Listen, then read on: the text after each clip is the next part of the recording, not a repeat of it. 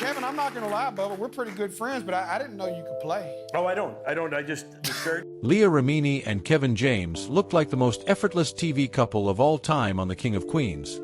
But what fans didn't see was how close their partnership came to never happening at all, and how much pressure was brewing behind the scenes. Leah originally couldn't even take the role because she was tied to another project. But when that show suddenly got cancelled, she got a second chance. And when she finally met Kevin, he didn't greet her with some formal Hollywood introduction.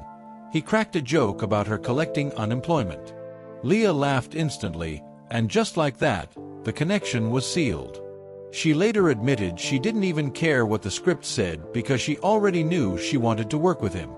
From the outside, their chemistry looked natural, but the truth was, it came from something deeper: trust. Over 9 seasons and 207 episodes, they didn't just play Doug and Carrie. They became the kind of team most actors spend their entire careers searching for. But that closeness also came with tension. Leah admitted they fought constantly. Real arguments, real frustration, real pressure.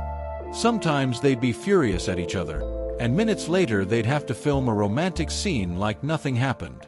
Yet those fights didn't break them.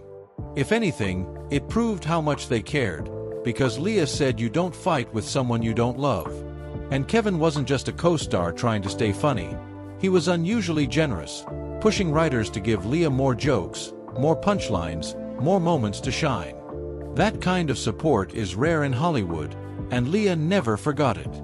But while the show was thriving, Leah was hiding something heavy in her real life. She was still deeply involved in Scientology, an organization she'd been pulled into as a child. And behind closed doors, the church wasn't just watching her career. They were using it. For years, Leah claims Scientology leaders pressured her to recruit Kevin James, seeing him as a high-value celebrity target. They allegedly pushed her to find weaknesses in his personal life, anything they could use to pull him in. But Leah refused every time. Kevin knew what was happening too, and he shut it down directly, warning her not to try any Tom Cruise glare tactics on him. Leah stayed loyal to Kevin, even when it meant going against the expectations of the church that had controlled her for decades. And when she finally left Scientology in 2013 and lost nearly everyone she knew overnight, Kevin was one of the few who didn't disappear. He reached out, told her he was proud, and reminded her he was there if she needed anything. But then came Leah's most shocking confession.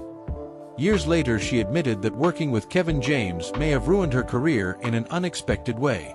Not because he harmed her, but because he set the bar too high. Leah said the chemistry they had was so rare, so safe, and so effortless that every other co-star afterward felt like a downgrade. She never found another leading man who made her feel as comfortable or as confident as Kevin did. And when they reunited briefly on Kevin Can Wait, fans instantly saw it again. That same rhythm, that same spark, like no time had passed. Even today, long after the sitcom era ended, Leah and Kevin still talk regularly, still call each other family, and still share a bond that survived fame, pressure, fights, and even a powerful organization that tried to control their friendship. And in an industry where loyalty usually fades the moment the cameras stop rolling, that might be the most surprising part of their entire story.